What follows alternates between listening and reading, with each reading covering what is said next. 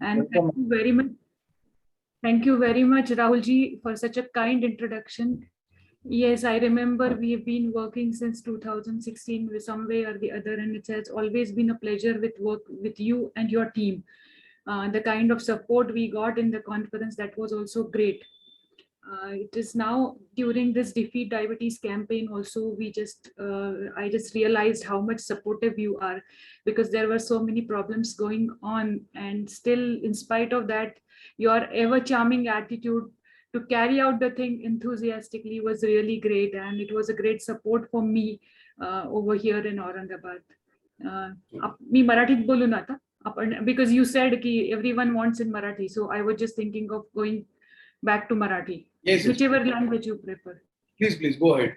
Everybody is here to listen.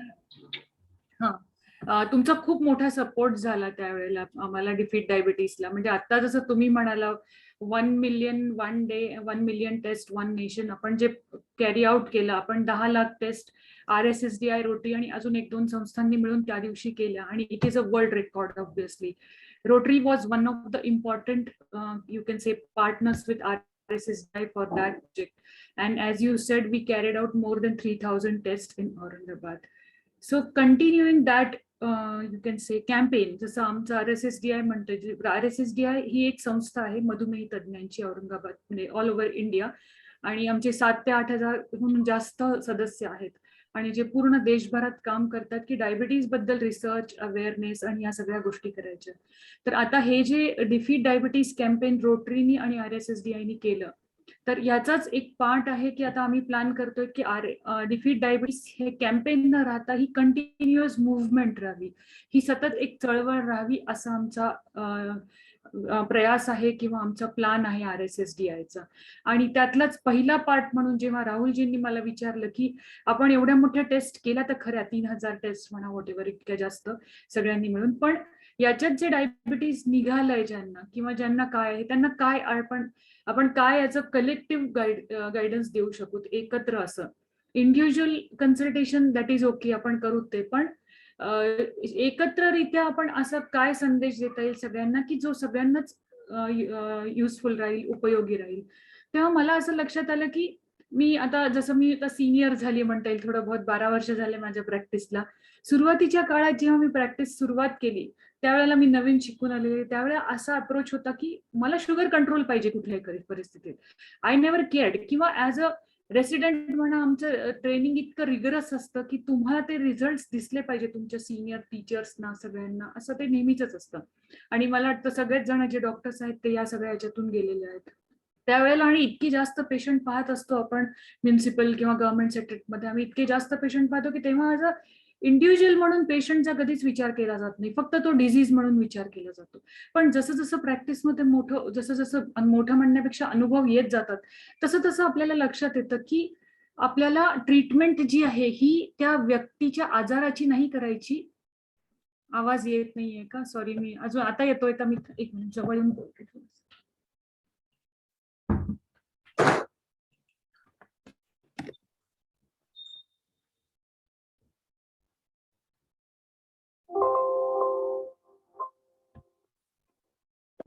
He treatment जी आहे आपल्याला, आपण म्हणजे ऍज अ डॉक्टर आम्ही सुरुवातीला बऱ्याचदा असं करतो, आजाराची करतो. म्हणजे मी जर डायबिटॉलॉजिस्ट आहे तर मी शुगर लेवल बघणार दरवेळेला, शुगर लेवल.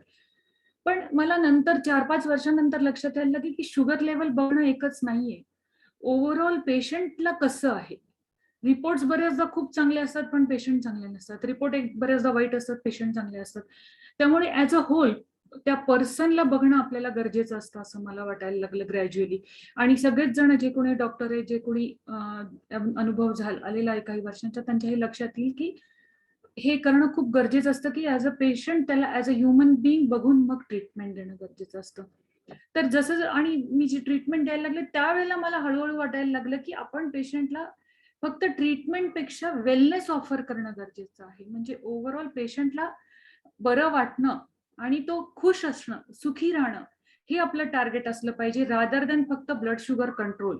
फक्त त्यांनी मला पाहिलं 5 मिनिटं आणि मी लिहून दिल्या डोळे आणि ते गेले, असं होऊ नये. आणि हे मी ऍक्टिव्हली गेल्या 4 ते 5 वर्षापासून प्रॅक्टिस करते प्रत्येक पेशंटमध्ये की वेलनेस कसा पेशंटला देता येईल आपल्याला, हे माझं नेहमीच टार्गेट असतं प्रत्येक पेशंटमध्ये. तर म्हणून मग मी राहुलजींना म्हटलं की आपण या टॉपिकवर जरा बोलूयात, की जो वेलनेस आहे. आणि इतकी डायबिटीज बद्दल जास्त माहिती आहे की हे असं घ्या. आवाज येतोय का? सॉरी. Yes yes. हे ज्यूस घ्या, आमच्याकडचे प्रिपरेशन्स ग्रेन्स घ्या, किंवा आमच्याकडच्या स्मूदीज घ्या, म्हणजे तुमचं शुगर कमी होईल. इतकं जास्त कन्फ्युजन, इतकं जास्त माहिती, इन्फॉर्मेशन अवेलेबल आहे डायबिटीजसाठी. पण एक्झॅक्टली त्याचं ऍप्लिकेशन कसं करायचं, म्हणजे मी बऱ्याचदा बघते की पेशंट असे येतात की सकाळी मेथी दाण्या घेतात, मग नंतर लिंबू पाणी घेतात, मग नंतर अजून कुठला तरी ज्यूस घेतात, मग नंतर जेवणाच्या आधी काहीतरी स्मूदी घेतात, मग काहीतरी घेतात. पण हे जे सगळं आहे शॉर्ट टर्म साठी असतं. मग नंतर पुन्हा 2 महिन्यांनी पाहिलं तर पेशंट काहीच करत नसतं. कधी कुठल्या तरी आयुर्वेदिकचे 40-50 हजार भरलेले असतात, ते 2-3 महिने खूप छान कंट्रोल्ड असतं. मग नंतर पुन्हा 3 महिन्यांनी माझ्याकडे येतात, पुन्हा 500 शुगर घेऊन येतात. या सगळ्या गोष्टीला काहीच अर्थ नसतो. या सगळ्या गोष्टीमध्ये कदाचित त्यावेळेला 2 महिने 3 महिने जे काही डिफरंट थेरपीज घेतात पेशंट, त्यावेळेला कदाचित कंट्रोल्ड असतात आणि त्यावेळेला जरा बरे असतात. पण नंतर पुन्हा ये रे माझ्या मागे होतं. कोणतीही गोष्ट कन्सिस्टंटली व्हायला हवी. जर तुम्ही लो कॅलरी डाएट घ्यायला गेले, म्हणजे कॅलरी कमी घेतलेलं डाएट, तर ते कमीत कमी 1 वर्षभर घ्यावं लागतं, तर त्याचा इफेक्ट दिसायला लागतो. आणि बाकीचे जे ऑल्टरनेटिव्ह डाएट्स मी जे म्हणतो, they are not sustainable. That is the major problem with these diets. Not sustainable म्हणजे पेशंट ते for long term carry out करू शकत नाही. म्हणून मी असं नेहमी, मला पुन्हा अजून एक, मी माझं मॉडिफिकेशन प्रॅक्टिस मधलं असं असतं की ट्रेडिशनल महाराष्ट्रीयन किंवा ट्रेडिशनल इंडियन डाएटमध्येच लो कॅलरी डाएट घ्यावं किंवा त्याला मॉडिफाय करावं, असं माझं नेहमीच म्हणणं असतं. कारण मोस्ट ऑफ द टाइम्स बाकीचे सगळेजण तेच खात असतात. त्या व्यक्तीसाठी वेगळं काहीतरी बनवायची गरज पडत नाही आणि त्यातच ऍडजस्टमेंट होते. आपलं शरीर पण त्या बहुतांश त्या गोष्टीला ऍडजस्ट झालेलं असतं. त्यामुळे नवीन ऍडजस्टमेंट प्रॉब्लेम्स युजली येत नाही. आणि लॉंग टर्म मध्ये ट्रेडिशनल इंडियन डाएट पण कार्बोहायड्रेट पार्ट कमी केला डायबिटीसमध्ये, तर इट गिव्स फॅन्टॅस्टिक रिझल्ट, असं मला प्रॅक्टिकली बऱ्याचदा जाणवतं. So what is health? Health म्हणजे आम्ही सगळ्यांनी डेफिनेशन वाचलेली. It's not, basically it's a complete physical, mental, spiritual wellbeing. आणि फक्त डिसीज नाहीये, आजार नाहीये किंवा काही प्रॉब्लेम नाही याचा अर्थ हेल्थ नाहीये. आणि सगळ्या बॉडीचं प्रॉपर फंक्शनिंग व्हायला पाहिजे. This is health. So health is not simply the absence of sickness, but it is much more than that. And wellness again is simply not absence of the disease, illness or stress, but wellness मध्ये आपण सगळं तर चांगलं आहे आपलं, पण there is purpose for our life. आपल्या वर्कमध्ये, आपल्या कामामध्ये आपण ऍक्टिव्हली इन्व्हॉल्व्ह असतो. आपले रिलेशनशिप्स जे असतात ते जॉयफुल असतात. म्हणजे आपण खुश असतो मोस्ट ऑफ द लोकांशी. 100% लोकांशी खुश असणं शक्य नसतं, पण मोस्ट ऑफ द लोकांशी आपण खुश असतो. मोस्ट ऑफ द टाइम्स वेळेला आपण खुश असतो. This is wellness. And this is the capacity of each and all of us to feel, think, and act in ways that enhance our ability to enjoy life and deal with the challenges we face. So that doesn't mean, wellness doesn't only mean की मी खुश आहे, चांगली आहे, पण मी enjoy life करते, पण मला challenges पण येत आहेत आणि त्या चॅलेंजेसला पण मी चांगल्या पद्धतीने फेस करू शकते आहे. मला टेन्शन येत आहे, पण त्या टेन्शनचा एक्सेस त्रास माझ्या शरीराला किंवा मनाला होत नाहीये, किंवा एक्सेस त्रास थोडा वेळ होतोय, नेहमीसाठी होत नाहीये. सो हॅव्हिंग प्रॉब्लेम्स, पण coming out of those problems as early as possible, coming out of stress as early as possible, ज्याला आपण रिकव्हरी म्हणतो. तर this is very important and this is a part of wellness, I would say. So in wellness body आणि माइंडची harmony असते. We are consuming nutritional diet most of the times, most of the days in a week, at least 6 days in a week आपण nutritional diet घेतो. आपण 6 days a week at least physical fitness करतोय. Lifestyle आणि stress management आपली चांगली आहे. These are the 8 dimensions of wellness. म्हणजे पूर्वी फिजिकल, मेंटल एवढंच असायचं, पण आता इमोशनल आहे. एन्व्हायरमेंट आपलं चांगलं असलं पाहिजे. याच्यासाठी आता जसं रोटरीचे लोक बऱ्याचदा खूप काही ऍक्टिव्हिटीज घेतात, मी बघते, पेपरमध्ये वाचते, विच आर एन्व्हायरमेंटल वेलनेस साठी ते वर्क करतात. म्हणजे आजूबाजूचं आपलं वातावरण जे आहे, शहर आहे, हे चांगलं व्हावं, याचा wellness. This is environmental wellness. Financial wellness, आपण सगळेच जण फायनान्शियली वेल होण्यासाठी काम करतो, बऱ्याचदा खूप जास्त काम करतो. इंटेलेक्च्युअल वेलनेस म्हणजे आपली बुद्धी जी आहे ती चांगल्या ठिकाणी लावायचा प्रयत्न केला पाहिजे. ऑक्युपेशनल म्हणजे जिथे आपण काम करतो आहे तिथे पण सगळं चांगलं असलं पाहिजे. ऍटलिस्ट जसं मी पुन्हा राहुलजी तुम्हाला कॉम्प्लिमेंट देते की तुमच्या बोधनकर इव्हेंट्स मध्ये मी जे काम करताना पाहिलं किंवा एन्व्हायरमेंट म्हटलं तर तिथे एकदम चांगलं. So I would say there was occupational wellness was seen in your events. तुम्ही रागावला तरी थोडा वेळ रागवता आणि लगेच त्याच्यात त्यांना जवळ घेता. So this is one of the way to develop occupational wellness. I would say physical wellness, regular exercise करणं किंवा प्राणायाम ते आपण बघूयात. Social wellness is having good relations with each other.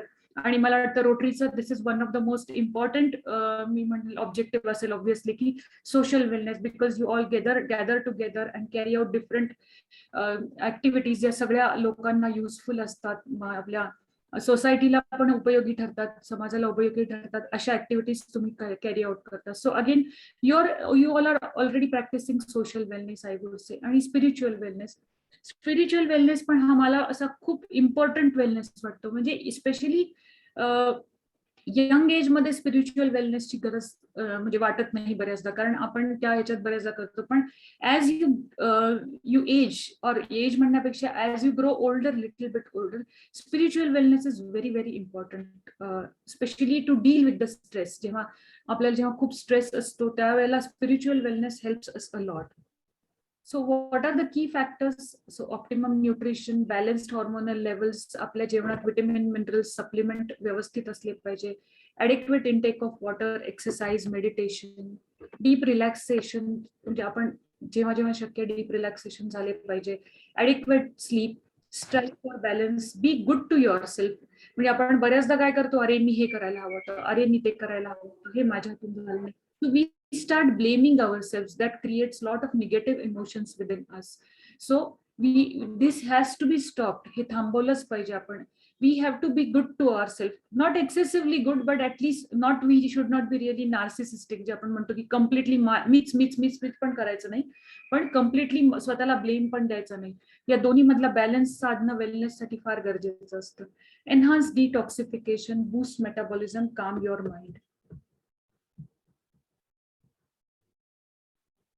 Which healthy behaviors are most important for our wellness? First is no smoking at all. Second is alcohol. I would not really advise it, though my PPT is there. Maintain a healthy weight. Exercise regularly. Good sleep. Healthy diet.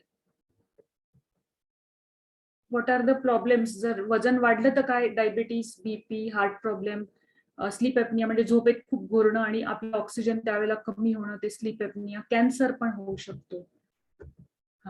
Coming to the most important thing now, I would say. So this is healthy weight म्हणजे काय? Basically आपलं healthy weight काय असतं?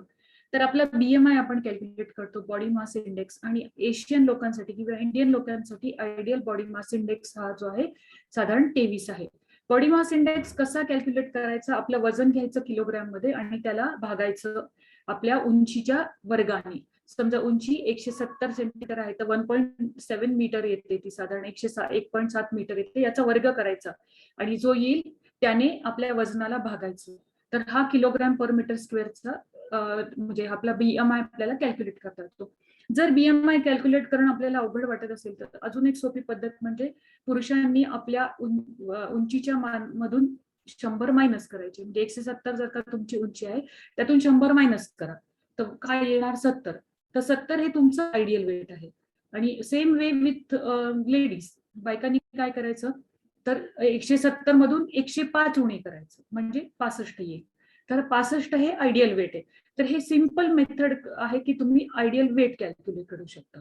दुसरं म्हणजे waste म्हणजे पोटाचा घेर, जो आपण बघू आता पुढे, हा आपण आहे केला.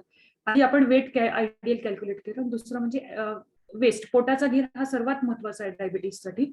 2 बॉडीज तुम्ही बघू शकता, हे आहे ऍपल शेप्ड आणि हे पिअर शेप्ड आहे. तर असं म्हणतात की इथे ऍपल शेप म्हणजे पोटाच्या मध्यभागी जर घेर जास्त असेल तर तो जास्त प्रॉब्लेमॅटिक असतो, आणि पोटाच्या खाली म्हणजे मांड्यांवर वगैरे घेर जास्त असेल, हिप्सवर घेर जास्त असेल तर तो एवढा प्रॉब्लेमॅटिक नसतो. जसं आता हे इथे दिसतंय ना, हे पिवळं फॅट, विसरल फॅट लिहिलेलं आहे इथे. तर हा जो घेर आहे, हे जे विसरल फॅट आहे, हे सर्वात जास्त प्रॉब्लेमॅटिक असतं. मग पोटाचा घेर कसा काढायचा आयडियल आपल्यासाठी, किती इंच म्हणा किंवा सेंटीमीटर मध्ये कॅल्क्युलेट करायचं. तर सर्वात सोपं म्हणजे उंची भागिले 2. जर 170 सेंटीमीटर उंची आहे तर 85 सेंटीमीटर हा आयडियल घेर आहे, मग पुरुष असो का स्त्री असो. कारण आता असं जे गाईडलाईन्स आहेत त्याच्यामध्ये म्हणतात 80 सेंटीमीटर 90 सेंटीमीटर, 80 सेंटीमीटर स्त्रियांसाठी, पुरुषांसाठी 90 सेंटीमीटर. पण बऱ्याचदा आपण बघतो की भारतीय लोकांच्या उंची जरा कमी असतात. म्हणजे माझ्याकडे बऱ्याचदा स्त्रिया अशा असतात की ज्यांची उंची 140 सेंटीमीटर असते, 145 सेंटीमीटर असते. त्यांचं एकसाठी 180 सेंटीमीटर मी जरी धरलं तरी ते जास्त झालं. त्यामुळे हे नवीन आम्ही वापरतोय मेथड की उंची जी आहे सेंटीमीटर मध्ये घ्यायची आणि त्याला 2नी भागायचं आणि जे येईल तो आयडियल वेस्ट सर्कम्फरन्स आहे, तो आयडियल पोटाचा घेर आहे आणि तो असलाच पाहिजे. म्हणजे वजन जरी थोडं ओव्हरऑल जास्त असलं एखाद्या वेळेला तरी चालेल, पण पोटाचा घेर हा कमी असलाच पाहिजे. कारण पोटाच्या घेरमध्ये हा पार्ट जो आहे इथे बघतोय तुम्ही पिवळा, हा ज्याला मी गोल करते, हा विसरल फॅट आहे आणि हा सर्वात डेंजरस गोष्ट आहे की जी इथलं फॅट वाढलेलं आणि याच्यामुळेच डायबिटीज, बीपी, हार्ट प्रॉब्लेम सगळे प्रॉब्लेम सुरू होतात याच्यामुळे. So nutrition, coming to the most important thing is nutrition. Variety and fresh foods, म्हणजे लोकल फूड्स जे फ्रुट्स मिळतात, लोकल फूड जे मिळतात ते सर्वात चांगले असतात. होल ग्रेन म्हणजे जसं गहू, ज्वारी हे पण एक चांगले आहेत. फ्रेश फ्रुट्स जे आहेत, ताजी फळं, हिरव्या पालेभाज्या. तेलाचं पण काही आहे, चांगलं तेल वापरायला गरजेचं आहे. ओव्हरऑल क्वांटिटी तेलाची कमी ठेवणं हे खूप गरजेचं आहे. सॅलडमध्ये जसं काकडी, पूर्ण काकडी, कांदा, टोमॅटो हे जरा जास्त असायला पाहिजे. चहा कॉफीचं प्रमाण कमी असलं पाहिजे. ऑर्गॅनिक फूड जे चांगल्या पद्धतीने पिकवलेलं अन्न अर्थातच हे फार गरजेचं आहे. व्हॉट टू अवॉइड, डायबिटीसच्या लोकांनी पूर्ण म्हणजे मैदा, साखर, गूळ, मध, बेकरी प्रोडक्ट हे कम्प्लिटली बंद करायचे. मी बऱ्याचदा बघते पेशंट मला म्हणतात मॅडम आम्ही बिस्किटचा नाश्ता 100% म्हणजे 100% काय ऑलमोस्ट 70 ते 80% लोक मला सांगतात की सकाळी उठल्यावर चहा, बिना साखरेचा चहा घेतो आणि बिस्किट घेतो. तर हे जे बिस्किट आहे खूपच प्रॉब्लेमॅटिक आहे. कारण काय माहिती का, बिस्किट हा पूर्ण मैद्याने बनलेला असतो. ब्रेड पण मोस्ट ऑफ द ब्रेड जरी मल्टीग्रेन लिहिलं तरी तुम्ही त्यांना उघडून बघा ब्रेडच्या ह्याच्यामध्ये, तर त्यात मैदा असल्याशिवाय ते बनत नाही. ते होल व्हीट लिहितात किंवा मल्टीग्रेन लिहितात आणि ते मल्टीग्रेनचा पार्ट जो आहे तो अगदी 20-30% असतो आणि बाकीचा 70% पार्ट मैद्याचा असतो.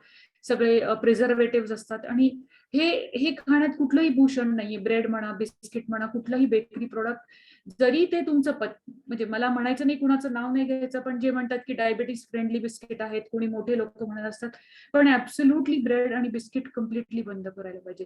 साखर, गूळ, मध हे पण कम्प्लिटली गोड बंद करायला हवं. पॅकेज स्नॅक फूड म्हणजे जे पॅक करून येतात ते बऱ्याचदा म्हणतात की हे पण डायबिटीस फ्रेंडली आहे, पण किंवा मग ह्याच्यात हे शुगर फ्री आहे म्हणतात. शुगर फ्री टाकलेलं असतं त्याच्यामध्ये. तर शुगर फ्री काय आहे बेसिकली, जे काय most of the sugar free except एक स्टिविया पार्ट सोडला, स्टिविया जे शुगर फ्री आहे ते सोडलं, पण स्टील मी पण तर असं पण शुगर फ्री वापरू नका असं माझं मत असतं. कारण डायबिटीसचा one of the important cause किंवा रिझन काय म्हणतो तर आपल्या पोटामध्ये, आतड्यांमध्ये जे बॅक्टेरिया असतात त्यात चांगले आणि वाईट बॅक्टेरिया असे 2 प्रकारचे बॅक्टेरिया असतात आणि चांगले बॅक्टेरिया हे डायबिटीसमध्ये कमी झालेले असतात आणि जेव्हा आपण शुगर फ्री घेतो तेव्हा हे चांगले बॅक्टेरिया अजून कमी होतात आणि त्यामुळे पुन्हा आपल्या खाण्याची जी इच्छा आहे, गोड खाण्याची, कॅलरी डेन्स म्हणजे खूप जास्त त्याच्यात कॅलरीज असतील असं खाण्याची इच्छा वारंवार या बॅक्टेरियाचा नाश पावल्यामुळे होते. आणि सेम विथ हाय ग्लुकोज, हे सगळे बॅक्टेरिया नाश पावतात, वाईट बॅक्टेरिया तयार व्हायला सुरुवात होतात पोटात आणि त्यामुळे आपली शुगर किंवा आपलं खाणं वाढतं आणि शुगर वाढायला सुरुवात होते. चिकन, फॅटी मीट्स हे सुद्धा बंद करायला पाहिजे. चिकन म्हणजे हाडाभोवतीचं चिकन तुम्ही वन्स अ वीक घेऊ शकता किंवा फिश घेऊ शकता किंवा अंड्याचं पांढरं घेऊ शकता. पूर्ण अंड्याचं पिवळं पण घेऊ शकाल कधी कधी, पण रोजच्या रोज भरपूर तुम्ही ते घेऊ शकत नाही. दिस इज बॅलन्सिंग कॅलरीज. कसं करायचं, हे प्लेट ही आयडियल प्लेट बनवलेली आहे. तर आपण म्हणजे आमच्या क्लिनिकमध्ये पण आम्ही एकदा स्टडी केलेलं होतं की कार्बोहायड्रेट किती असतात आपल्या, माझे सगळे डायबिटीस 200 पेशंटची आम्ही स्टडी केली होती. त्याच्यात आम्हाला असं आढळून आलं की ऑलमोस्ट 70 ते 80% हे जे आहे पूर्ण हा जो पार्ट आहे, एवढा पार्ट 70 ते 80% पार्ट फक्त पोळी असते आणि that is the major reason. म्हणजे पोळी म्हणा, भाकरी म्हणा, भात म्हणा, भात पण मी अगेन म्हणेन, पांढऱ्या भाताने पुन्हा शुगर वाढायला सुरुवात होते, किंवा पोह्याने खूप शुगर वाढते, रव्याने पण काही प्रमाणात शुगर वाढते. पण सर्वात मोठा प्रॉब्लेम आपल्या डाएट्समध्ये काय माहिती का, इन महाराष्ट्रीयन डाएटमध्ये ट्रॅडिशनल का शुगर वाढते, तर पोळीचं प्रमाण खूप जास्त असतं. पोळी म्हणा, भात म्हणा, पोहे म्हणा, काही पण खायला गेलं ना त्याच्यात प्रोटीन काहीच नसतं. तसं डाळ म्हणतो, मग मी विचारलं तर हा 2 पोळ्या खातो, हा थोडीशी डाळ किंवा कधी कधी भाजी. पण थोडीशी डाळ किंवा भाजी असं नसलं पाहिजे. भाजी भरपूर आणि डाळ भरपूर आणि सॅलड भरपूर. म्हणजे आता इथे जसं मी फ्रूट दिलं, तर फ्रूटचा पार्ट तुम्ही सॅलड घेऊ शकता, म्हणजे काकडी वगैरे घेऊ शकता. पण हिरवी पालेभाजी जसं पालक, मेथी, चुका, हा एवढा पार्ट पाहिजे. आणि डाळ जो आहे हा जांभळा पार्ट पाहिजे, म्हणजे तुम्हाला जी डाळ कम्फर्टेबल आहे ती डाळ हा पाहिजे. आणि फक्त एवढा पार्ट पोळी पाहिजे आपल्याला. एवढा पार्ट पोळी म्हणजे एखाद्या पोळी बरोबर हे बाकी सगळं एवढं खाल्लं पाहिजे. आणि मोस्ट ऑफ द टाइम्स मी बघते 3 पोळ्या 4 पोळ्या, 3 पोळ्या 4 पोळ्या, 2 पोळ्या. पण आणि 2 पोळ्या खाल्ल्या तरी त्याच्याबरोबर भाजी किंवा प्रोटीनचा पार्ट, डाळीचा पार्ट, किंवा मग डेअरी म्हणायला गेलं ताक म्हणा, दही म्हणा, हा पार्ट खूपच कमी असतो आणि त्यामुळे जास्त शुगर वाढायला लागते. तर एक नेहमीसाठी तुम्ही एक लक्षात ठेवा, जेव्हा जेव्हा तुम्ही काही खात आहात, सी टू इट दॅट त्याच्यामध्ये प्रोटीन आहे, काहीतरी काहीतरी प्रोटीन आहे. आणि दुसरं म्हणजे फायबर आहे. फायबर आणि प्रोटीन या 2 गोष्टी तुम्ही प्रत्येक वेळेला खाताना बघितल्या ना, तर आपोआप तुमचं डाएट जे आहे ते हेल्दी डाएट किंवा डायबिटीस मध्ये वेलनेस मेंटेन करणारं डाएट आहे. इव्हन तुम्हाला डायबिटीस नसेल, तुमच्या घरात कोणाला डायबिटीस असेल, पण you are at risk of diabetes, तर अशा वेळेला सुद्धा तुम्हाला म्हणजे हे डाएट सगळीकडे लागू होईल तुम्हाला. अगेन आणि लोअर सोडियम, म्हणजे मीठ कमी घ्यायलाच पाहिजे ऑब्व्हियसली. शुगरी ड्रिंक्स म्हणजे बऱ्याचदा असं म्हणतो की नाही आम्ही ज्यूस घेतो, सूप घेतो, पण सूप ज्यूस मध्ये प्रॉब्लेम काय असतो माहिती का, जरी साखर जरी नसले तरी जे काही मेन फायबर आहे ते फायबर कम्प्लिटली मॅश डाऊन झालेलं असतं. आणि मग त्यातले विटॅमिन्स किंवा हे जे असतात विटॅमिन्स किंवा fresh vitamin A, B, C किंवा फायबर जे म्हणतो, ते मॅश झाल्यावर ते सगळं डिस्ट्रॉय होतात. जितका वेळ उघडं ठेवणार तितका वेळ ते अजून डिस्ट्रॉय होत जातात. आणि त्यामुळे ते बिलकुलच त्याच्यातून तुम्हाला न्यूट्रिशन मिळत नाही. त्यामुळे हे ड्रिंक्स जरी सूप असेल, ज्यूस असेल, ह्या ज्या गोष्टी आजारी माणसाला द्यायच्या होत्या, सूप ज्यूस ह्या आपल्याला जेव्हा तुम्ही नॉर्मल असाल तेव्हा फक्त होल फ्रूट, पूर्ण कम्प्लीट फ्रूट ज्याचं स्किन, म्हणजे ऍपल असेल तर त्याचं वरची स्किन नाही काढली पाहिजे, संत्र मोसंबी असेल तर जाड काढायला पाहिजे पण पांढरी स्किन नाही काढायला पाहिजे, त्याच्या सहित खायला पाहिजे. तर ह्या सगळ्या गोष्टी असल्याच पाहिजे. एक डाएट मध्ये अजून ऍडिशन म्हणजे जसं ड्रायफ्रुट्स हे रेग्युलर घेतले पाहिजे. हे बदाम म्हणा किंवा अक्रोड म्हणा, बदामामध्ये बऱ्यापैकी मॅग्नेशियम, सिलिनियम जे ट्रेस एलिमेंट असतात, तर यांनी डायबिटीस कमी व्हायला मदत असते. काही प्रमाणात फायबर असतं, प्रोटीन तर असतं. जर अक्रोड म्हणालात तुम्ही तर अक्रोडमध्ये ओमेगा 3 फॅटी ऍसिड्स असतात, हे पण घेणं गरजेचं असतं.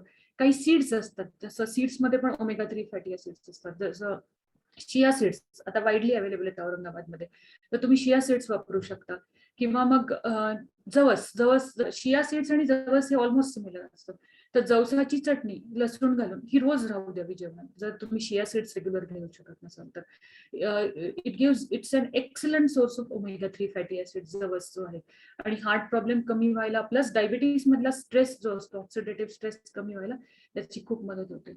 म्हणजे मी खूप भात किंवा पोहे ह्या पोर्शन पण मला फारसं आवडत नाही सांगायला पेशंट्सना घ्यायला, तर त्यांना रिप्लेसमेंट हवी असते. आता इडली, डोसा हे सुद्धा खायला गेलेलं असतं, तर भात पोह्याच्या ऐवजी किंवा तांदळाच्या ऐवजी, जे काय तांदळाचं प्रिपरेशन आहे त्याच्याऐवजी मी मिलेट प्रेफर करते.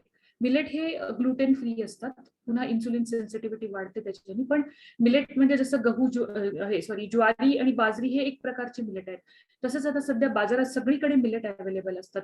जसं अनपॉलिश भगर ही पण एक मिलेट असते. तर या मिलेटमुळे काय होतं की जे एकदम सडन शुगरमध्ये स्पाइक होतं हे होत नाही.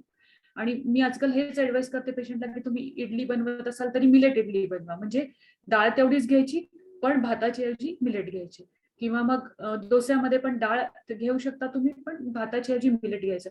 आणि believe me it's excellent taste असते, म्हणजे you want be able to even differentiate की काय डिफरन्स आहे त्याच्यामध्ये. जास्त हेल्दी म्हणेन त्याला. तर बऱ्याचदा हे इव्हन भाताच्या ऐवजी आपण रोज मिलेटचा भात म्हणजे भगरीसारखा भात बनवून खाऊ शकतो, जर अगदीच भाताशिवाय तुम्ही राहू शकत नसाल तर. These are few important things which I feel will be useful. Coming to the part of exercise, 150 minutes a week of moderate to intensity aerobic exercise activity, म्हणजे रोज साधारण आठवड्यातून 5 दिवस 30 मिनिटं तरी चाला. पण डायबिटीजसाठी मी म्हणाल तुम्ही थोडं जास्त चालू शकता, साधारण 40 मिनिटं आणि रोज ब्रेक न घेता. That would be really advisable. Strength training म्हणजे आपण जिम मध्ये जे म्हणतो ते पण इम्पॉर्टंट असतं, विशेषतः ज्यांचं वजन जास्त असतं, ज्यांच्या पायामध्ये म्हणा, हातामध्ये जिथे फॅट्स असतात जास्त, तर ते फॅट कमी होण्यासाठी फक्त हे पुरत नाही, एरोबिक ऍक्टिव्हिटी 30-40 मिनिटाची पुरत नाही, तर ऍडिशनली वेट ट्रेनिंग करावं लागतं. त्या लोकलाइज ज्या मसलमध्ये जे फॅट बसतं ते कमी होण्यासाठी स्ट्रेंथ ट्रेनिंग किंवा वेट ट्रेनिंग म्हणजे जिम मध्ये आपण जे म्हणतो त्या एक्सरसाइजेस बऱ्याचदा कामाला येतात. Balance exercises for senior citizens, म्हणजे जे सिनियर सिटीजन आहे त्यांना वेट ट्रेनिंग जमणार नाही किंवा फार लांब पायी जायला जमत नाही, मग त्यांना जेवढं जमेल तेवढं चालवायचं. आणि बॅलन्स एक्सरसाइजेस मध्ये साधं फिजिकल पीटी, आपण शाळेत जे म्हणत होतो पीटी करायचं, हात इकडे करायचे, वर करायचे, खाली करायचे, या एक्सरसाइजेसने सुद्धा बऱ्यापैकी डायबिटीस मध्ये फरक पडतो, वेलनेस येण्यात मदत पडतो. कारण जे इन्सुलिनची ऍक्शन होत नसते ती इन्सुलिनची ऍक्शन चांगली होण्यास मदत होते. कुणाला अगदीच वॉकिंग करायचं नसेल तर ते रनिंग करू शकतात, सायकलिंग करू शकतात, जम्पिंग करू शकतात, जॉगिंग, हे सगळं करू शकतात. लास्ट पार्ट जो आहे याच्यामधला, जो एक्सरसाइज मधला जो आहे, तर एरोबिक मी असं म्हणते की तुम्हाला वॉकिंग पण जमत नसेल तर कमीत कमी रोज एक 10-12 सूर्यनमस्कार झाले.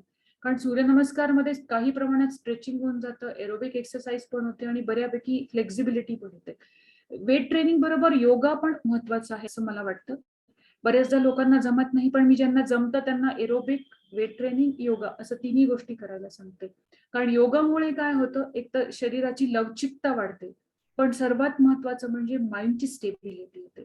माइंडची स्टेबिलिटी ही अत्यंत गरजेची असते लॉंग टर्म मध्ये. तुम्ही 1-2 दिवस एक्सरसाइज केली तर तुम्ही कंटाळून जाता, मग ब्रेक घेता, मग काहीतरी होतं. पण योगा केलं तर माइंडची स्टेबिलिटी आणि डे टू डे स्ट्रेसला जे आपण फेस करायची शक्ती असते किंवा आपली कॅपॅसिटी असते, ही योगाने वाढल्या जाते.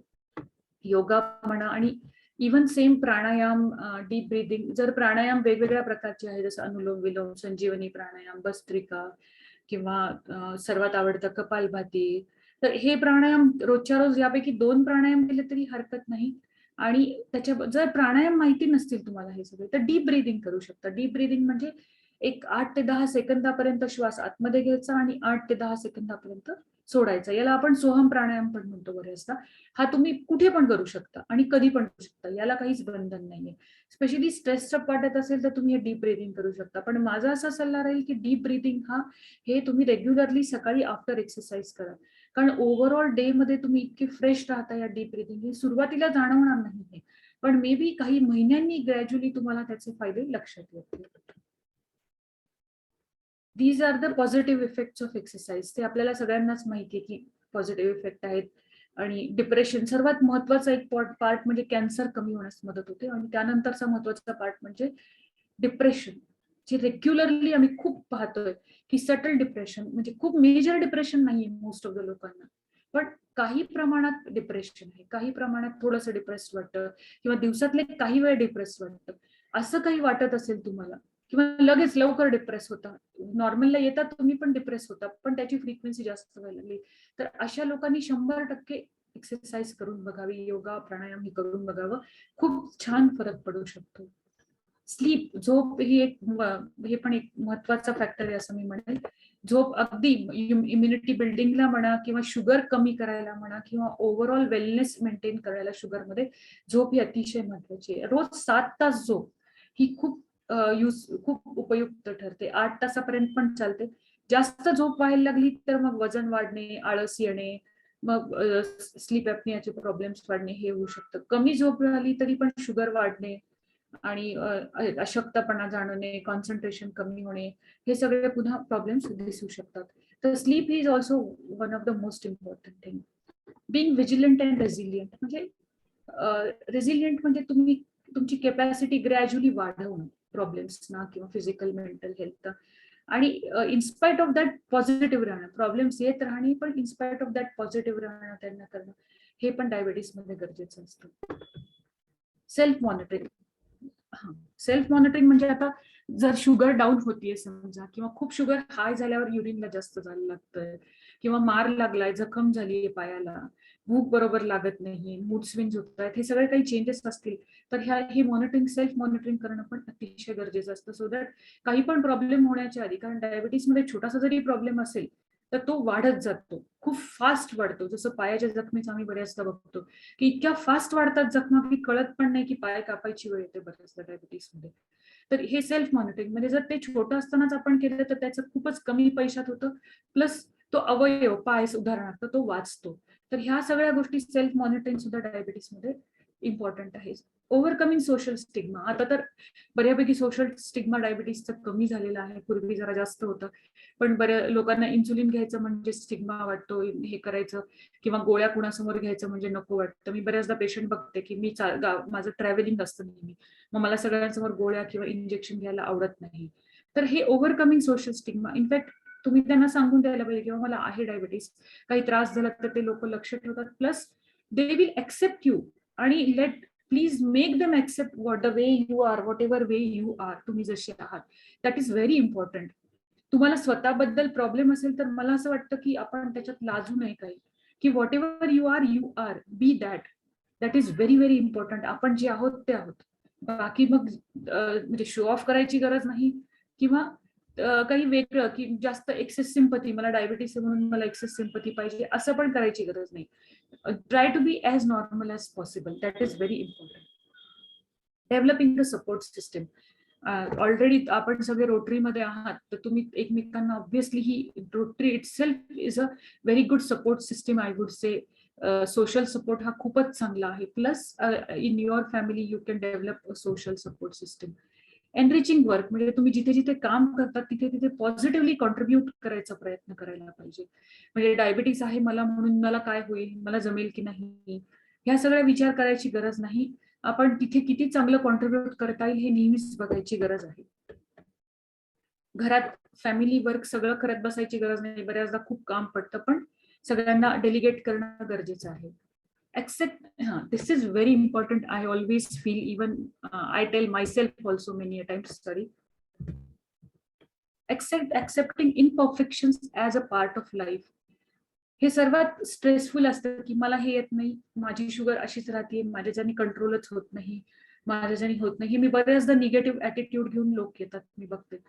त्यावेळेला मला असं वाटतं की ठीक आहे ना, तुम्हाला तुमच्यात काही इम्परफेक्शन्स असतील, तुम्हाला जमत नसतील काही गोष्टी, तर आपण इम्प्रूव्ह करायला प्रयत्न केला पाहिजे. पण त्यासाठी खूपच वेड्यासारखं किंवा खूप स्ट्रेस्ड होऊन, म्हणजे पेशंट लोक काय करतात की शुगर हाय आहे पण स्ट्रेस्ड असतात, पण एक्सरसाइज करायची तयारी नसते, किंवा स्ट्रेस्ड असतात पण डाएट करायची तयारी नसते. असं होऊन हे नाही होत. तर तो स्ट्रेसिंग अपचा पार्ट सोडून येऊन ऍक्च्युअल ऍक्शन्सवर भर द्यावा लागेल. आणि त्यावेळेला ठीक आहे ना, माझी शुगर हाय आहे, मान्य आहे सगळ्यांना, तुमचं that imperfection is there, accepted, but take some actions about it. आणि अदरवाईज बाकी काही इम्परफेक्शन्स असतील तर we have to accept that part and go ahead with that, असं मला वाटतं, स्पेशली विथ डायबिटीज पेशंट्स असं. So positive attitude is one of the most important thing. So healthy body, healthy mind and happy life is possible in diabetes. It's not that की फक्त blood sugar control हा आमचा हेतू आहे, तर wellness करणं. आता ह्याच्यात सर्वात महत्वाचं म्हणजे मला माहिती एखादा क्वेश्चन येईलच मला की रिव्हर्सल किंवा क्युअर होणं डायबिटीस. तर क्युअर होणं पॉसिबल आहे का?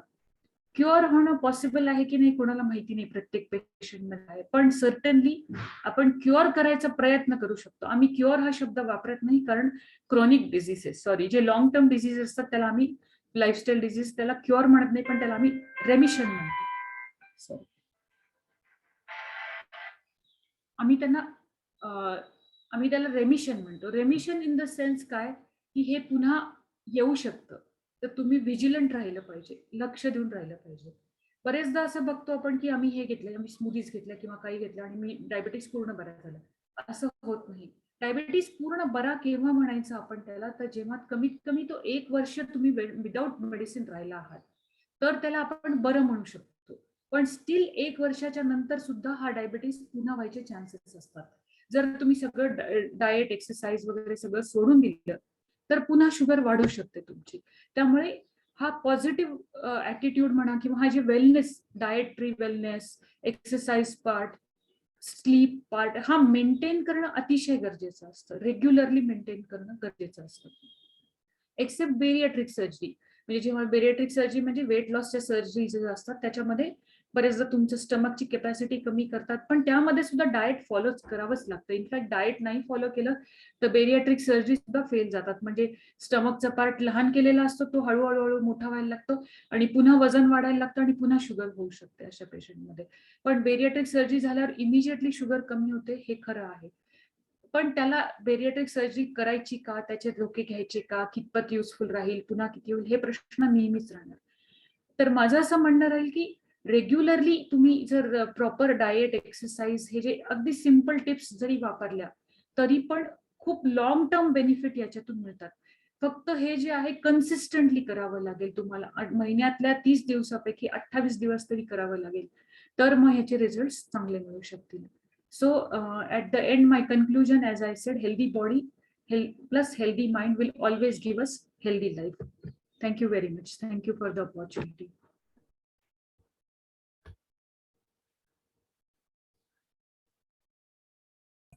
Thank you, ma'am.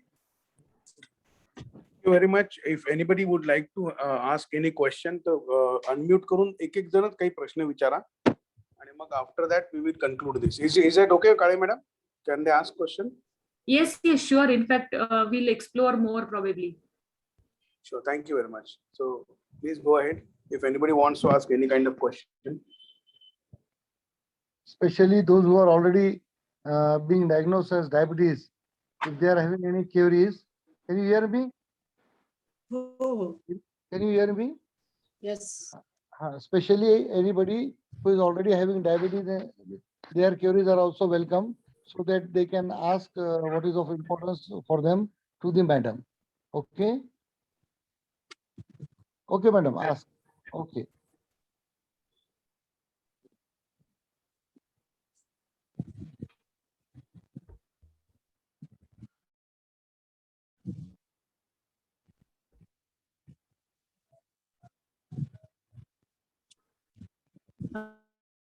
Hello.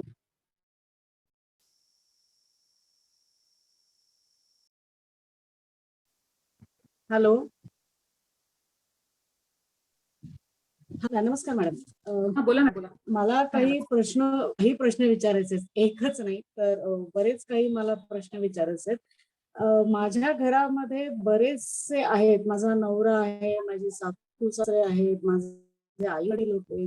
म्हणजे सगळ्यांना डायबिटीज होता. पण मॅडम मला स्वतःला सुद्धा आहे. पण प्रत्येकाला वेगळी वेगळी मेडिसिन्स का प्रिस्क्राईब केली जातात? त्याच्यातले अशा काय गोष्टी आहेत की जेणेकरून वेगळ्या डॉक्टरकडे गेलं की वेगळं मेडिसिन येतं, असं का होतं? बेसिकली मॅडम तुम्हाला खरं सांगू का, 300 ते 8 प्रकारची औषधं जगात उपलब्ध आहेत. 7 ते 8 मेकॅनिझम ऑफ ऍक्शन, शरीरावर वेगवेगळ्या प्रकारचं ऍक्शन जे असतात ते 7 ते 8 प्रकारची औषधं, याच्याहून जास्त औषधं नाहीयेत. याच्यात बरेचदा आपण असं बघतो की ज्यांचं वजन जास्त आहे त्यांना वजन वाढणारी औषधं आपल्याला देता येत नाही. अच्छा. बरोबर आहे. हा, ज्यांचं वजन कमी आहे त्यांना वजन कमी करणारी औषधं देता येत नाही. बरेचदा बारीक असतात, त्यांना मेटफॉर्मिननी वजन कमी व्हायची भीती असते, तर त्यावेळेला आपण देत नाही. किंवा SGLT2 इनिबिटर्स असतात, तर ज्याच्यानी वजन कमी व्हायचे चान्सेस असतात, मग असे मेडिसिन. काही जणांना पोटाचा त्रास असतो, तर अशा वेळेला पोटाचा त्रास होणारे मेडिसिन देता येत नाही.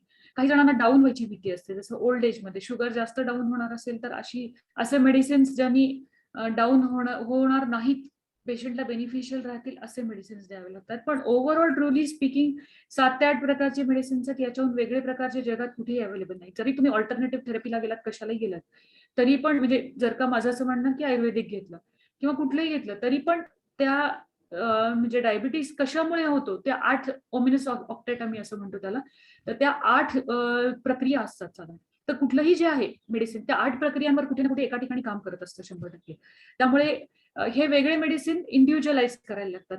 सेम जसं आपण म्हणतो, एखादा तुम्ही ह्याच्यात जाता मॉलमध्ये, तर एक ड्रेस सेम एका साईजचाच ड्रेस सगळ्यांना येत नाही. काही जणांचे हात मोठे असतात, त्यांना तिथे मॉडिफिकेशन लागतं. काही जणांचं पोट, काही जणांचं कंबर, तसाच टाईप मध्ये म्हणा आम्ही मॉडिफिकेशन करतो सॉर्ट. सोप्या शब्दात सांगायचं. ओके. मॅडम, मग असं जर जावं का, म्हणजे नॉर्मली डॉक्टर औषध प्रिस्क्राईब करतात आणि मग आपण, कारण डॉक्टर स्वतःहून मी खूप रेअरली पाहिले जे प्रिस्क्राईब करताना जनरिक करतात. अदरवाईज आपल्याला रेकमेंडेड नाव आपण मेडिकल स्टोअर मध्ये जातो, मग ते कंटेंट्स बघून ते जनरिक मेडिसिन्स देतात. मग आपण अशा वेळेला जनरिक मेडिसिन साठी जावं का? तुम्ही मला विचाराल पर्सनली तर मी जेनेरिक मेडिसिन म्हणजे जेनेरिक जे आहेत ते एकदम स्टँडर्ड जेनेरिक आहे. म्हणजे आता समजा ग्लिमिपराइड आहे, ग्लिमिपराइड मॉलिक्युल, तर मी ग्लिमिपराइड तुम्हाला ऍटलिस्ट ल्युपिन सारख्या कंपनीचं घ्या म्हणेल किंवा सन सारख्या कंपनीचं जे जेनेरिकच आहे. पण मी तुम्हाला एकदम कुठली तरी कंपनी जी कधीतरी येते आणि कधी जाते माहिती नाही, मला ह्याचं कधीच म्हणणार नाही. सर्वात मोठं जे जेनेरिक दुसऱ्या कंपनीचे असतील म्हणजे चांगल्या कंपनीचे किंवा कुठल्या पण कंपनी स्टँडर्ड कंपनीचे मॉलिक्युल्स जे असतात ते मोस्ट ऑफ द मॉलिक्युल्स हे ह्युमन ट्रायल केल्यानंतर येतात. जरी ऑलरेडी ह्युमन ट्रायल झालेली असेल तरी पुन्हा ह्युमन ट्रायल नंतर येतात. ते कमीत कमी काहीशे पेशंटमध्ये ते ह्युमन ट्रायल केले असतात. पण तुम्ही प्युअरली जेनेरिक जेव्हा म्हणतात, जे एकदम चीप, 1 रुपयाला गोळी 2 रुपयाला गोळी असं म्हणतात मोस्ट ऑफ द टाइम्स, म्हणजे जे मी सगळ्यांना लेबल नाही करत, आता मलाही सांगणं अवघड आहे कोणती कंपनी कधी आली आहे, पण त्याच्यामध्ये ह्युमन ट्रायल घेतलेलं नसतं. त्याचे फक्त केमिकल कंपोजिशन सेम असतं. म्हणजे हे जे ग्लिमिपराइडचं जे काय केमिकल कंपोजिशन असेल तेच केमिकल कंपोजिशन याचं असतं. त्यामुळे आणि प्लस त्याचे जे प्रिझर्वेटिव्ह असतात ते कधी कधी चांगले नसतात, कव्हरिंग मटेरियल ते चांगले नसतात. त्यामुळे ती गोळी जर उघडली, थोडी उघडी राहिली किंवा ती जी गोळ्याचं स्ट्रिप आहे ती पण बाहेर राहिली तर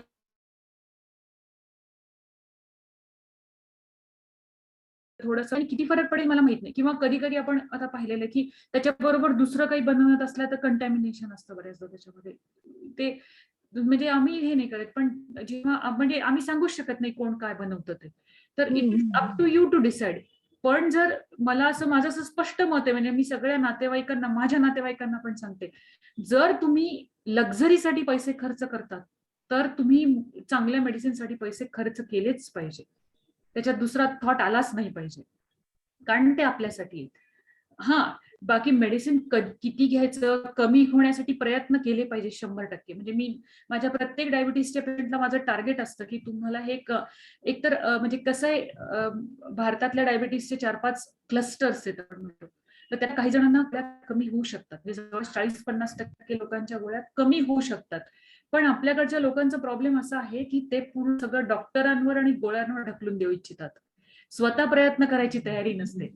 जेव्हा ते स्वतः प्रयत्न करतात, आता माझे बरेचसे पेशंटनी स्वतः प्रयत्न केलेत आणि बऱ्यापैकी जणांचे इन्सुलिन बंद झालेत, बऱ्यापैकी जणांच्या गोळ्या कमी झाल्यात किंवा काही जणांच्या बंद पण झाल्यात. पण बऱ्याचदा असं होतं, मी बंद करते गोळ्या, त्यांचं कौतुक करते, ते विसरून जातात, पुन्हा 2 महिन्यांनी डाएट सोडून देतात, गोळ्याही सोडून देतात आणि शुगर वाढवून येतात. तर असं नाही पाहिजे. हे कन्सिस्टंटली केलं पाहिजे, हे क्लिअर असलं पाहिजे आपल्याला. तर 30-40% लोकांच्या गोळ्या 100% कमी होऊ शकतात, पण त्याला कन्सिस्टंट एफर्ट लागतात. आणि गोळ्या घ्यायला लागल्या तर मग माझं असं स्पष्ट मत आहे की स्टँडर्ड गोळ्या घ्या. ओके मॅम, अजून एक प्रश्न होता की आपण बोलताना म्हणालात की आर्टिफिशियल शुगर जी स्वीटनर आहेत आणि स्टिविया, तर स्टिविया मध्ये काही पर्टिक्युलर, कारण हे खूप नवीन आहे तसं, म्हणजे स्टिवियाच्या बाबतीतलं जे काही स्टिविया आहे ना, स्टिविया बेसिकली प्लांट बेस्ड आहे, completely plant based artificial sweetener. पण खरं सांगू का, माहिती नाही अजून, म्हणजे अशा कम्प्लीट स्टडीज स्टिवियाच्या पण आलेल्या नाहीत की किती सेफ्टी आहे. पण सेफ्टी इन द सेन्स कसं आहे, जो मेन इश्यू मी म्हटलं त्याच्याबाबत स्वीटनेसचा, तो जो आहे तो तुमचं गटचे जे चांगले बॅक्टेरिया असतात, हेल्दी बॅक्टेरिया जे गरजेचे असतात, त्यावर या स्वीटनेसचा परिणाम अजून कोणी पाहिलेला नाहीये. आणि जर का ते टेस्ट देत असतील स्वीट तसं आणि ते जर शुगर सारखंच काम करत असतील तर मग इनडायरेक्टली तुम्ही पुन्हा प्रेसिपिटेट करतायत सगळ्या गोष्टी. त्यामुळे विदाऊट शुगर राहणंच मी प्रेफर करते. मिनिमम शुगर म्हणजे कमीत कमी जेवढी पॉसिबल आहे. एकदम शक्य होत नाही काही जणांना, पण हळूहळू स्लोली कमी करत जायचं आणि it helps a lot. Okay, मिठाबाबत पण आपण बोललो होतो, तर हल्ली मिठाचे पण बऱ्याचशा ऍडव्हर्टाइजमेंट येत असतात, Himalayan pink salt, rock salt, iodise salt. मग याचा काही तुम्ही स्पेसिफिक सांगू शकाल का याच्याबद्दल, किंवा काही त्याच्याबद्दल कमेंट करू शकाल? ऍक्च्युली मिठाचं काय माहिती का, ओव्हरऑल सॉल्ट जे आहे सोडियम क्लोराईड ते साधारण 4 ते 5 ग्रॅम पर डे घेऊ शकता per person, irrespective of the source. So iodise salt मध्ये काय असतं माहिती का, जे बरेचदा त्यांचे काही कंटॅमिनेशन किंवा ते सायनोकोबालामी एक सायनाइड डेरिव्हेटिव्ह असतं काहीतरी त्याच्यामध्ये, ते पण कधी कधी हे जे कम्प्लिटली टाटा सॉल्ट म्हणतो ना आपण, मिठाचं पांढरं शुभ्र मीठ दाखवतात, त्याच्यात कधी कधी असतं, ते काही प्रमाणात असतं. Himalayan pink salt is a good salt, पण त्याच्यामध्ये मिनरल्स जास्त असतात ऑब्व्हियसली. पण ओव्हरऑल इफ यू कम्पेअर त्याचा सॉल्टचं जे रिटेनिंग प्रॉपर्टी म्हणा किंवा ऍज अ सॉल्ट बीपी वाढवण्यासाठी हे प्रॉब्लेम्स जे असतात ते सगळ्याचं सेमच असतात, आणि माझ्या दृष्टीने काहीच फरक नाही. तर त्यामुळे टोटल क्वांटिटी जी आहे 120 ते 150 ग्राम per month per person.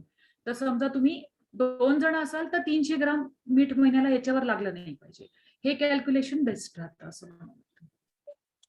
Thank you so much madam. Thanks a lot. आणि आपण खूपच सुंदर माहिती दिलीत आणि माझ्या प्रश्नांना पण खूप समाधानकारक उत्तर दिलीत. थँक्यू. कातर मॅडम, तुम्हाला काहीतरी क्वेश्चन विचार. नमस्कार मॅडम. नमस्कार. खूप छान माहिती दिली तुम्ही. मॅडम, आपला जो 29 तारखेचा जो प्रोग्राम झाला, आपण त्याच्यामध्ये चेकअप तर करून घेतलं, पण समाजामध्ये असा काही गैरसमज आहे की ज्यांना डायबिटीस नसतं ना, ते लोक ही अगदी पूर्ण प्रमाणे साखर बंद करून टाकतात. ते योग्य आहे का? हो, डायबिटीस नसेल आणि साखर बंद केले तरी योग्य आहे मॅडम, एकदम योग्य आहे, काहीच हरकत नाही. कारण काय माहिती का, साखर म्हणजे ओव्हरऑल त्रास होत असेल, स्पेशली लहान मुलं वगैरे असतील तर त्यांनी काही प्रमाणात साखर घ्यायला हरकत नाही. पण मी म्हणजे जास्त प्रेफर करते की गुळ पावडर घ्यावं लहान मुलांनी सुद्धा, साखर कमी घ्यावं, कारण सल्फर बऱ्यापैकी कंटॅमिनेशन असतं सल्फरचं त्याच्यामध्ये. आणि दुसरं म्हणजे ओव्हरऑल जर यंग अडल्ट असतील, म्हणजे 18-20 वर्षाच्या पुढे असतील, तर त्यांनी कम्प्लीट साखर बंद केली तरी काहीच हरकत नाही. इनफॅक्ट साखर जी आहे इनडायरेक्ट टॉक्सिन आहे बॉडीला, आणि शरीराच्या प्रत्येक पेशीला टॉक्सिन आहे ते. जास्त साखर म्हणा, कधी कधी जेव्हा साखर कमी होते, आपण खात नाही, चक्कर येतो, त्यावेळेला साखर घ्यायला पाहिजे. पण रुटीनली जर तुम्ही मला विचारत असाल, तुम्हाला ऍज सच तुम्ही सगळं चांगलं चालू असेल आणि त्यावेळेला जर तुम्ही मला विचारत असाल, तर मी म्हणेल साखर बंद केली तरी चालेल, काहीच प्रॉब्लेम नाही. मॅडम, दुसरा प्रश्न असा आहे की त्या दिवशी असं निदर्शनात आलं की त्यांना डायबिटीस असतो, त्यांच्यावाले गोळ्या चालू असतात, पण ते तुम्ही सांगितल्याप्रमाणे म्हणजे योग्य प्रमाणे डाएट घेत नाही, प्रोटीन घेत नाही, फायबर घेत नाही, आणि त्यांना कळतही नाही की त्यांची शुगर वाढलेली आहे. तर आणि ते काय करतात, जनरल फिजिशियन असतात ना कॉलनीमध्ये जे असतील, म्हणजे उदाहरणार्थ मी माझ्या इथलंच देते. आता माझ्या इथं जवळजवळ 10-12 लोकांची शुगर एकदम 600, 650 अशी ती त्या दिवशी आलेली होती. तर मी त्यांना म्हटलं, तुम्ही शुगर कधी टेस्ट केलेली होती? तर म्हणे झालं, म्हणे वर्ष 1.5 वर्ष झालं म्हणे. म्हटलं, तुम्हाला माहितीये का तुमची शुगर वाढलेली वगैरे, तुम्हाला काही त्रास होतो का? तर ते म्हणे नाही, असं काही नाही म्हणे, जातो म्हणे ते चौधरी डॉक्टरकडे, ते देतील. तर मी बऱ्याचदा त्याला सांगितलं की नाही, याच्यासाठी जसं आपल्याला काही आजार असतात त्याचे ठरलेले डॉक्टर असतात. जसं डोळ्याच्या डॉक्टरसाठी आपण डोळ्यांच्या डॉक्टरकडे जातो, कान नाक घशाचे डॉक्टर, तर तसे मधुमेहाचे सुद्धा स्पेशल डॉक्टर असतात, तुम्ही त्यांच्याकडे जायला पाहिजे. तर मला त्यांनी असं केलं की म्हणे, मॅडम मग तुम्हीच एक दिवशी त्यांचं कार्यशाळा का नाही घेत, आमच्यासाठी मार्गदर्शन का नाही घेत? तर मी त्यांना त्यावेळेस शब्द दिलेला आहे की मी बऱ्याच जणांना तुमचा नंबर दिला त्या दिवशी, फोन नंबर. तर माझी अशी इच्छा आहे की एक दिवाळी झाल्यानंतर मी एक छोटीशी कार्यशाळा इथं घेणार आहे, म्हणजे जिथेही 5 मिनिट मध्ये माझे कार्य झाले ना त्या दिवशी टेस्टिंग, तर तिथं घेण्याचं माझा मानस आहे. आणि मला तुमचा वेळही पाहिजे त्यानुसार, आणि म्हणजे तुम्ही मार्गदर्शन केलं तर म्हणजे जे चुकीच्या वळणावर चाललेले लोक, म्हणजे जे त्यांना योग्य मार्ग मिळत नाही की म्हणजे आपलं खरंच शुगर किती दिवसाने कशी टेस्ट करायला पाहिजे, पुन्हा योग्य आहार कसा घेतला पाहिजे, असं योग्य जर थोडंसं जर कधी आपल्याला मार्गदर्शन करता आलं तर माझं असं मानस आहे की आपण एक कार्यशाळा घ्यावी, आणि त्यासाठी मी तुम्हाला आमंत्रित करेन. हरकत नाही, काही हरकत नाही. आणि कसे तुम्ही जसं मगाशी म्हणाला तसे खूपदा लोक येतात की ज्यांना माहिती असतं शुगर आहे पण चेक करत नाही, वर्ष त्रास होत नाही असं म्हणतात.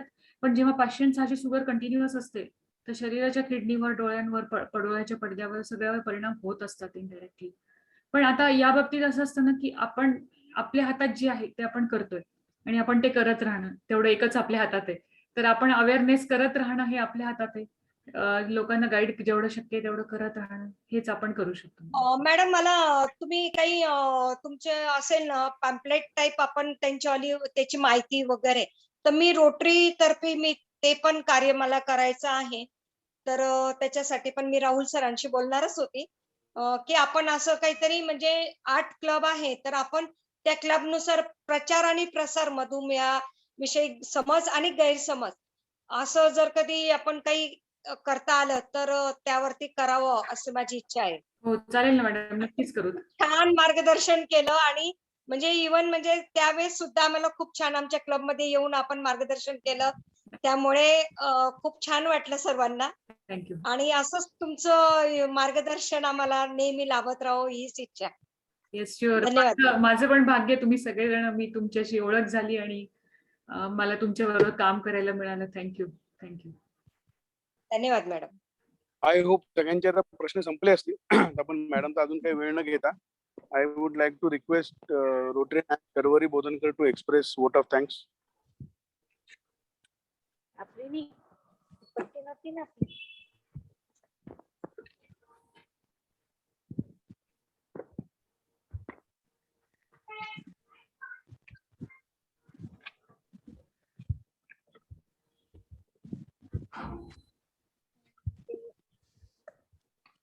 Hello. Okay, as a club secretary of Rotary Club of Aurangabad Central, I would like to express my sincere thanks to Dr. Mayura Kale for giving valuable suggestions and valuable guidance for the most important topic is all about diabetes. Thank you, Dr. Sartaj Pathan, President of Rotary Club of Aurangabad Central. Thank you everybody. Kathar Madam also thank you, and everyone thank you who have attended this program. हा programme आम्ही record केलेला आहे. 1 तासाभरामध्ये युट्यूबवर upload करून त्याची link आम्ही circulate करू, so that you can start circulating this particular session with doctor Mayura Kale's permission. No problem. You can go ahead. Please go ahead. Thank you very much, everyone. Thanks a lot. Thank you. And So thank you, much. Dr. Bye Kale. bye. Thank you. Thank Thank you. Thank you, sir. Rahul sir, thank you. Thank you, ma'am. Thank you.